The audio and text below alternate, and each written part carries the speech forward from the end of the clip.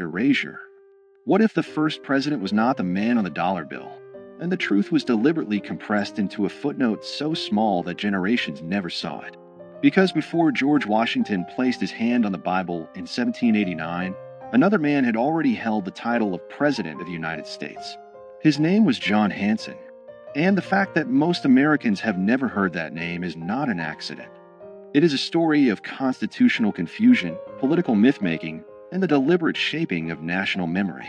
To understand how this happened, you have to go back to a time before the Constitution, before the polished republic, back to a fragile confederation stitched together by war.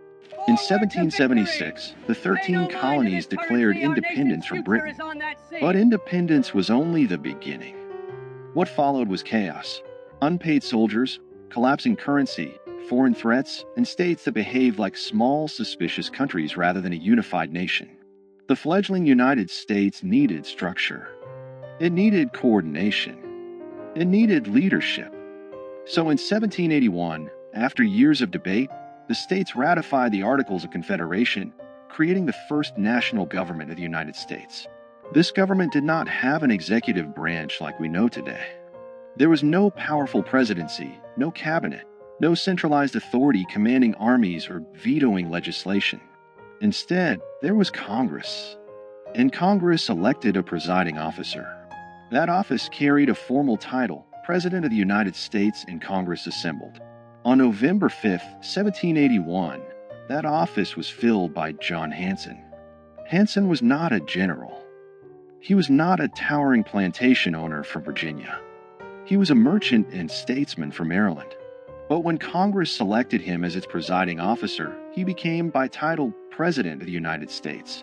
This was not symbolic. Under the Articles of Confederation, Congress was the national government. There was no separate executive. The President of Congress signed documents, corresponded with foreign powers, oversaw administrative matters, and in many ways embodied the leadership of the nation. Hanson served a one-year term. During that time, the Revolutionary War was still underway. He dealt with financial instability, troop demobilization, and diplomatic recognition. He presided over Congress as it accepted the British surrender at Yorktown's aftermath and navigated the fragile early sovereignty of the new republic. And yet his name is rarely mentioned outside specialized historical discussions. Why? Because after the war ended and the weaknesses of the Articles of Confederation became undeniable, a new document was drafted, the Constitution of 1787. This Constitution created a radically different office, a singular executive with defined powers, independent authority, and national visibility. It created what Americans now recognize as the presidency. In 1789, George Washington was elected under this new constitutional framework. He was not the first man to hold the title President of the United States, but he was the first president under the Constitution. That distinction matters. But over time, nuance was erased. The founders themselves understood the difference. They did not consider the presidency under the Articles equivalent to the executive created in 1787. The earlier office was primarily procedural, a presiding officer chosen by Congress, not a nationally elected executive. Yet as American mythology grew, complexity became inconvenient. A nation prefers clean origin stories. Washington became the first president, not because no one held the title before him, but because the new constitutional order redefined what the presidency meant. The old office faded into obscurity, but obscurity is not the same as non-existence. John Hanson was not alone. Before Washington, several men served as president of Congress under the Articles of Confederation, including Peyton Randolph, Henry Laurens, John Jay, and others. Hanson's distinction lies in being the first to serve a full one-year term after the Articles were fully ratified by all 13 states. And that ratification detail is where the controversy lives. Some historians argue that because Maryland was the last state to ratify the Articles in 1781, and Hanson was elected after that ratification, he was technically the first president of the fully unified United States government. This claim has been amplified in certain circles as proof that Washington was not the first president. But the reality is more layered. The presidency under the Articles had no independent executive power. It had no veto authority. It had no control over a standing army. It was not elected by the people or an electoral college. It was chosen by members of Congress and largely functioned as a moderator and administrator. Calling Hanson the first president in the same sense as Washington would be misleading. Yet erasing him entirely is equally misleading. The shock is not that Washington was not first. The shock is that American civic education rarely explains the transition between two completely different governmental systems. The real foundational lie is not that Washington served first. It is that the story of American leadership begins neatly in 1789. It does not. It begins in confusion, experiment, and fragility. During Hanson's presidency, Congress established Thanksgiving as a national day of observance in 1782. It adopted the Great Seal of the United States. It managed foreign affairs and struggled to pay soldiers.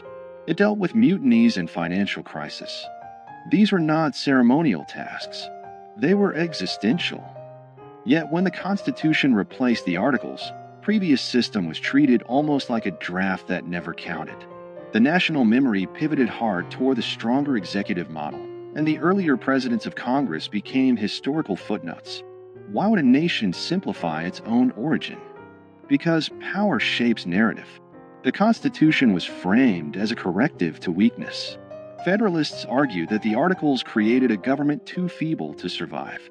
By elevating Washington as the first president, the new system symbolically reset the clock. It framed 1789 as year one. The earlier period became a prelude rather than a beginning. This was not necessarily a malicious conspiracy.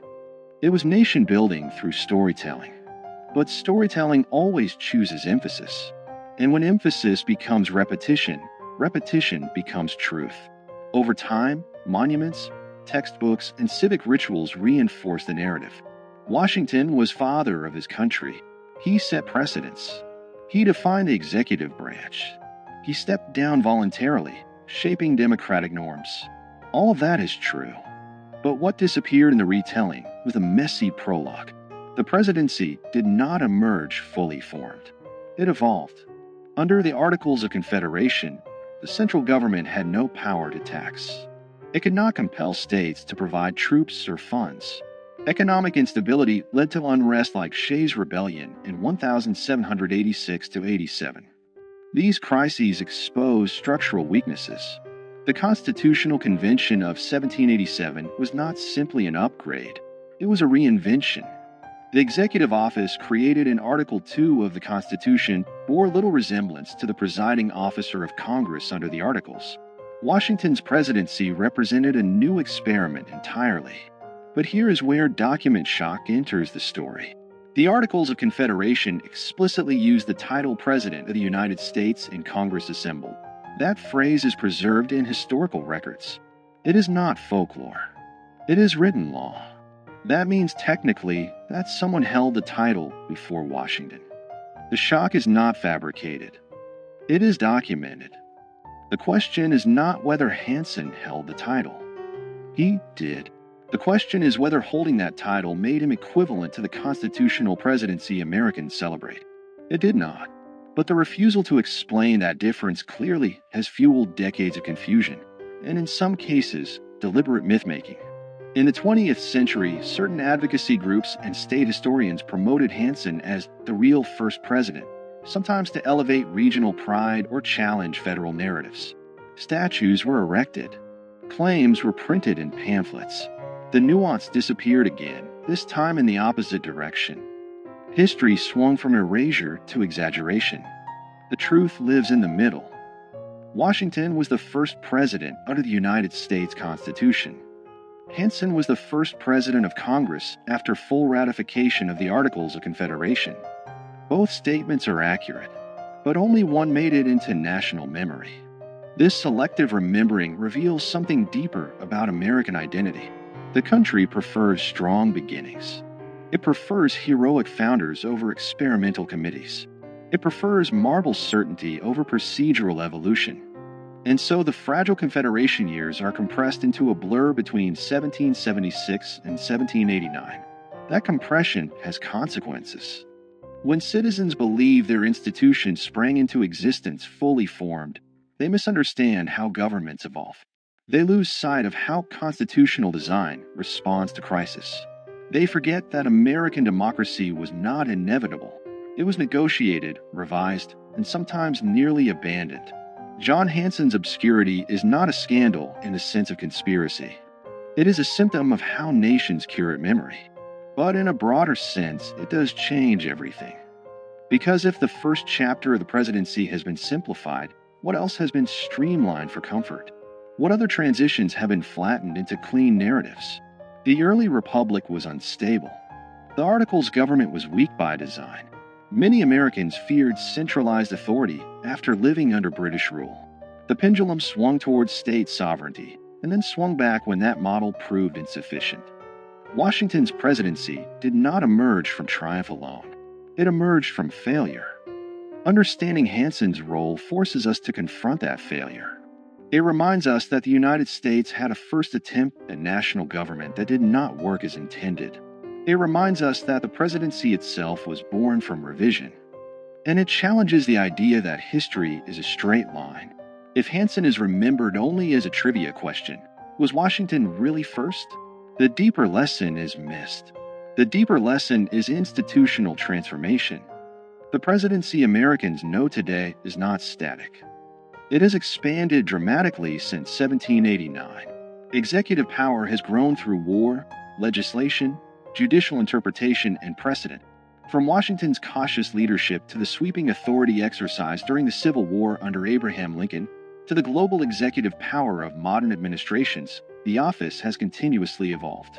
Recognizing the earlier presidency under the Articles reveals that evolution in its earliest stage. It shows that titles alone do not define power. Structures do. And structures can change. In the end, the accusation embedded in this story is not that America lied about Washington. It is that America simplified itself. It presented a polished origin instead of a complicated birth. John Hanson's relative obscurity is not an injustice of race or suppression in the way other historical erasures have been. It is a reminder that institutional memory is selective, but selective memory shapes civic understanding. When citizens learn that there was a president before Washington, even if only in a different governmental form, they are forced to reconsider what first really means. They are forced to look closer. And when people look closer at their foundations, they often discover cracks, not fatal ones, but human ones. That discovery does not weaken democracy. It strengthens it. Because mature nations do not fear complexity. They embrace it. America's first president was hidden, not in a secret archive, not in a burned document, but in the quiet margins of a transitional government that did not survive. And understanding that hidden chapter changes everything about how we see beginnings.